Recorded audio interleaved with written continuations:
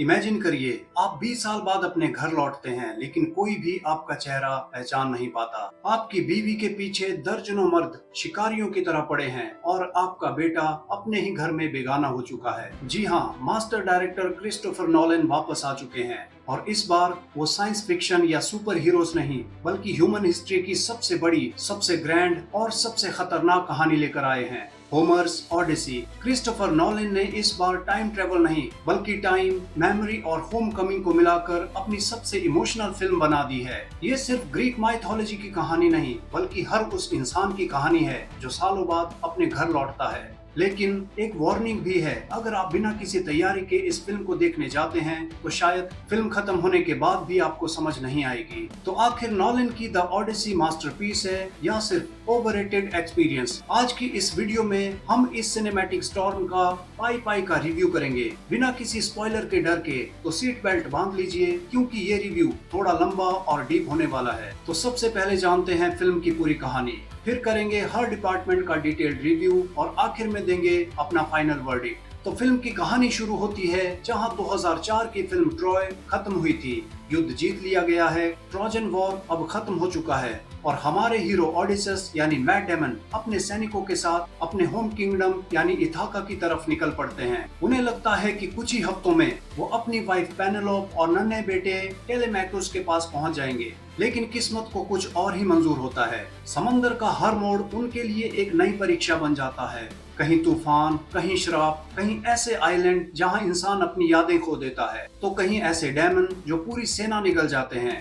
यहीं से Nolan film को एक सीधी जर्नी की तरह नहीं, बल्कि अलग अलग समय की लेयर्स में दिखाते हैं, कभी वर्तमान, कभी अतीत, कभी भविष्य की झलक। धीरे धीरे ऑडियंस खुद इस पजल को जोड़ती चली जाती है। एक पड़ाव आता है कैलिप्सो के आइलैंड का। वो ओडिसस को हमेशा के लिए अपने पास रखना चाहती है, उसे अमर होने का लालच भी देती है, लेकिन ओडिसस के लिए अमर होना जरूरी नहीं, घर लौटना जरूरी है। इसी दौरान लोटस फ्लावर्स वाला हिस्सा भी इसी एपिसोड में जोड़ दिया गया है। यहाँ नोलन ने होमर की ओरिजिनल स्टोरी से थोड़ी क्रिएटिव लिबर्टी ली है। इसके बाद आता है फिल्म का सबसे मिस्टीरियस हिस्सा, यानी सर्स, एक ऐसी विच जो इंसानों को बदल देती है। पूरा एपिसोड डरावना भी लगता है, मिस्टिकल भी और विजुअल लेवल पर बेहद शानदार भी। इसके बाद आता है साइरेंस का सीक्वेंस, उनकी आवाज, उनका जादू और ओडिसस का उनसे बच निकलना पूरी फिल्म के सबसे यादगार मोमेंट्स में से एक बन जाता है और जर्नी आगे बढ़ती है।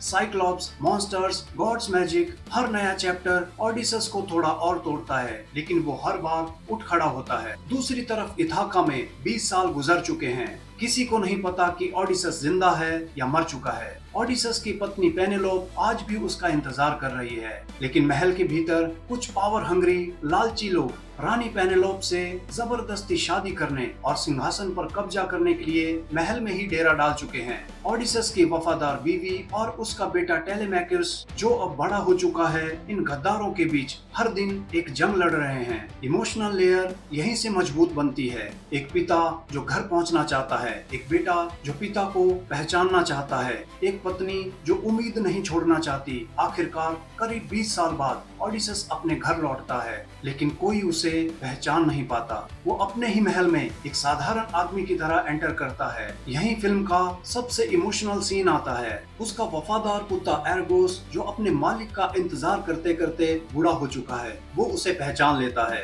बिना किसी डायलॉग के, सिर्फ आंखों से ये सीन दिल छू जाता है। इसके बाद आता है फिल्म का सबसे powerful moment, arrow shot challenge, जिसे सिर्फ असली ओडिसस ही पूरा कर सकता है। जैसे ही वो तीर चलाता है, पूरा हॉल सन्न रह जाता है। सबको समझ आ जाता है कि किंग वापस आ चुका है। इसके बाद शुरू होती है फाइनल बैटल। ओडिसस अपने दुश्मनों को खत्म करता है, अपने परिवार से मिलता है और आखिरकार अपने राज्य को वापस हासिल कर लेता है। लेकिन नोलन इसको सिर्फ विक्ट्री पर खत्म नहीं करते, वो सवाल छोड़ते हैं कि क्या 20 साल बाद लौटने वाला इंसान वही इंसान रहता है या समय उसे हमेशा के लिए बदल देता है। यही सवाल फिल्म खत्म होने के बाद भी आपके साथ रहता है। अब बात करते हैं फिल्म की राइटिंग की। तो इस फिल्म की स्टोरी महान लेखक होमर की अमर रचना द ओडिसी पर आधारित है। इस एपिक नैरेटिव को स्क्रीन प्ले में ढाला है खुद क्रिस्टोफर नोलन ने। उन्होंने पास्ट, प्रेजेंट और फ्यूचर को इस तरह इंटरवीव किया है कि आपका दिमाग चकरा जाएगा। ये फिल्म सीधे सीधे मोमेंटो और बैटमैन ट्रायोलॉजी की याद दिलाती है। जहां कैरेक्टर की साइकोलॉजी और मेमोरी के साथ खेला जाता है। क्रिस्टोफर नोलन ने ओरिजिनल एपिक का सम्मान करते हुए उसे मॉडर्न सिनेमा की भाषा में बदलने की कोशिश की है। उन्होंने लगभग पूरी कहानी को बरकरार रखा है, लेकिन कुछ इंटरेस्टिंग क्रिएटिव लिबर्टीज भी ली हैं। जैसे ओरिजिनल कहानी में लोटस ईटर्स की जमीन और कालिप्सो का आइलैंड दो अलग जगहें थी, लेकिन नोलन ने इन दोनों को मिला दिया है, जहां खुद कालिप्सो ऑडिसस को लोटस फ्लावर्स खिलाती है। एक और कमाल का बदलाव सर्स के आइलैंड पर देखने को मिलता है। ओरिजिनल बुक में हिरन के शिकार में कोई जादू नहीं था, लेकिन यहाँ मरा हुआ हिरन एक इंसानी रूप ले लेता है, जिसे देखकर सीधे इंडियन एपिक रामायण के मारीच और सुनहरे हिरन की याद आ जाती है। वहीं डायलॉग्स की बात करें तो वो बेहद सिंपल, शार्प और इफेक्टिव हैं, जो भारी भरकम शब्दों के बिना भी आपके दिल पर गहरा इम्पैक्ट छोड़ते हैं। सिनेमेटोग्राफी की कमान संभाली है होयते वैन होयते माने, और क्या कमाल का काम किया है। उनका कैमरा वर्क गॉड लेवल है। हर फ्रेम ऐसा लगता है जैसे किसी पेंटिंग को जिंदा कर दिया हो। उन्होंने समंदर के उस अकेलेपन और विशालकाय मॉन्स्टर्स के डर को इतने ग्रैंड स्केल पर दिखाया है कि इसे सिर्फ और सिर्फ जायंट आईमैक्स स्क्रीन पर ही एक्सपीरियंस किया जाना चाहिए। ऐसा लगता है कि समंदर की हर एक लहर आपको निगलने को आ रही हो। विजुअल्स इतने मैजिकल हैं कि आंखें हटाने का मन ही नहीं करता। इस फिल्म के कैप्टन ऑफ द शिप हैं क्रिस्टोफर नोलन। ये फिल्म उनके डायरेक्टोरियल पावर्स यानी निर्देशन की क्षमता का पीक है। नोलन ने केवल एक माइथोलॉजिकल फिल्म नहीं बनाई है, बल्कि इसमें साइकोलॉजिकल डेप्थ के साथ साथ साइकोलॉजिकल हॉरर्स के एलिमेंट्स भी डाल दिए हैं, जो आपको सचमुच डराते हैं। अगर आपको इंटरस्टेलर पसंद आई थी, अगर मोमेंटो ने आपका दिमाग घुमा दिया था, और अगर बैटमैन ट्रायोलॉजी की इमोशनल डेप्थ आपको याद है, तो द ओडिसी उन तीनों का एक मैच्योर कॉम्बिनेशन लगती है। नोलन ने नॉन लीनियर स्टोरी टेलिंग का शानदार इस्तेमाल किया है। अब बात करते हैं एक्टर्स की परफॉर्मेंसेस की, तो Matt Damon as Odysseus, Matt Damon ने कमाल का काम किया है। उनका परफॉर्मेंस शुरू से अंत तक बेहद कंसिस्टेंट रहता है। बिना किसी फालतू लाउड एक्सप्रेशंस या ओवर एक्टिंग के उन्होंने एक थके हुए लेकिन अंदर से फौलादी राजा के दर्द को बखूबी दिखाया है। वो इस कैरेक्टर की उम्र के हिसाब से बिल्कुल परफेक्ट लगते हैं। उनकी आंखों में थकान, दर्द, उम्मीद सब कुछ दिखता है। Tom Holland as Telemachus, Tom Holland ने एक प्रिंस के रूप में बेहतरीन काम किया है। इस रोल में वो अपनी स्क्रीन प्रेजेंस का लोहा मनवाते हैं। वहीं एने हैथवे एज पेनेलोप, वो फिल्म का इमोशनल हार्ट है। उनकी आंखें वफादारी और लाचारी दोनों एक साथ बयां करती है। उनके वेटिंग वाले सीन्स जबरदस्त असर छोड़ते हैं। रॉबर्ट पैटिंसन एज एंटिनोस, विलेन के रूप में रॉबर्ट बिल्कुल परफेक्ट और शातिर दिखे हैं। उनका ऑरा इतना डैशिंग और इवल है कि आपको उनसे नफरत हो जाएगी। Lupita as Helen of Troy and Clytemnestra, ये फिल्म का सबसे बड़ा सरप्राइज एलिमेंट है। डुअल रोल में उनका काम अच्छा है। हालांकि ग्रीक हिस्ट्री में हेलेन को हमेशा फेयर स्किन दिखाया गया है, लेकिन नोलन का ये बदलाव काफी स्ट्राइकिंग है। अपने पति एगमेम्नोन को बेटी की मौत का बदला लेने के लिए मार देने वाले सीन में उनका अभिनय रोंगटे खड़े कर देता है। हालांकि उन्हें दो कैरेक्टर्स में देखना थोड़ा कंफ्यूज करता है। चार्लिस थेरोन एज कालिप्सो, उनका स्क्रीन टाइम कम है लेकिन पावरफुल इम्पैक्ट छोड़ता है। समंथा मॉर्टन एज सर्स, उनका पूरा एपिसोड डरावना और यादगार बन जाता है। और British Indian actor Himesh Patel ने ओडिसस के दूसरे इन कमान के रूप में अपनी एक अलग छाप छोड़ी है। बाकी सभी सपोर्टिंग एक्टर्स भी अपने कैरेक्टर्स में पूरी तरह फिट बैठते हैं। एडिटिंग की जिम्मेदारी थी जेनिफर लेम के पास। इतनी बड़ी नॉन लीनियर कहानी को संभालना आसान नहीं होता, लेकिन एडिटर जेनिफर लेम ने यहाँ अपनी एडिटिंग का जादू दिखाया है। टाइम जंप्स और समंदर की तबाही के बीच इथाका की कहानी को जिस स्मूथ तरीके से काटा गया है वो काबिले तारीफ है। फिल्म की ड्यूरेशन लगभग 3 घंटे की है, लेकिन जेनिफर की क्रिस्पी एडिटिंग की वजह से फिल्म कभी भी बोर नहीं करती।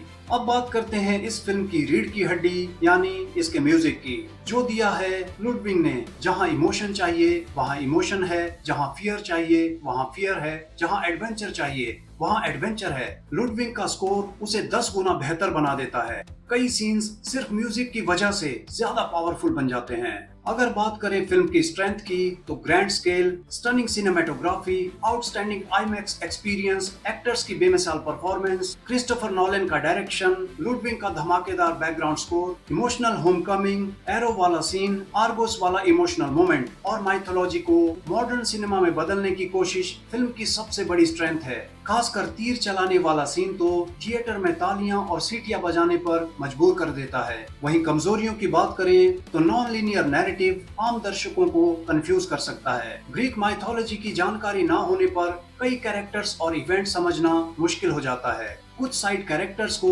ज्यादा समय नहीं दिया गया है। साथ ही एगमेम्नॉन की मौत जैसे बड़े ड्रामे को बहुत जल्दी पासिंग मोमेंट्स की तरह दिखा दिया गया, जो थोड़ा खटकता है। वहीं एक ही एक्ट्रेस लुपिता को दो बड़े कैरेक्टर्स में कास्ट करना न्यूकमर्स के लिए काफी कंफ्यूजन पैदा कर देता है। लेकिन अगर आप हिंदू माइथोलॉजिकल स्टोरीज से थोड़े बहुत भी वाकिफ हैं, तो आप इसके दानवों और श्रापों को रामायण की तरह बहुत आसानी से कनेक्ट कर पाएंगे। लेकिन इन छोटी कमियों के बावजूद द ओडिसी एक रेयर सिनेमैटिक एक्सपीरियंस है। इंटरस्टेलर में कूपर अपनी बेटी के पास तब लौटा था जब उसकी बेटी 96 साल की बुढ़िया बन चुकी थी, लेकिन द ओडिसी में ओडिसस तब लौटता है जब उसका बेटा 25 साल का जवान लड़का बन चुका है। यही नॉलन का स्टाइल है। ये सिर्फ एक एडवेंचर फिल्म नहीं, बल्कि घर लौटने, समय, यादों और ह्यूमन पेशेंस की कहानी है। अगर आप क्रिस्टोफर नॉलन के सिनेमा के फैन हैं, तो इसे बिल्कुल भी मिस मत करना। दोस्तों, हर इंसान की जिंदगी में एक ओडिसी होती है। फर्क सिर्फ इतना है कि किसी की मंजिल घर होती है और किसी की मंजिल खुद की पहचान। शायद इसलिए क्रिस्टोफर नॉलन की ये फिल्म खत्म होने के बाद भी आपके अंदर चलती रहती है। और अगर आपने द ओडिसी देख ली है, तो क्या ये क्रिस्टोफर नॉलन की बेस्ट फिल्म्स में शामिल होती है या नहीं? कमेंट्स में जरूर बताइए। अगर रिव्यू पसंद आया हो तो वीडियो को लाइक करें, शेयर करें और चैनल को सब्सक्राइब जरूर करना। और हाँ, बेल आइकन को प्रेस करना भी मत भूलना। मैं मिलता हूँ आपसे अगले रिव्यू के साथ। तब तक के लिए अलविदा।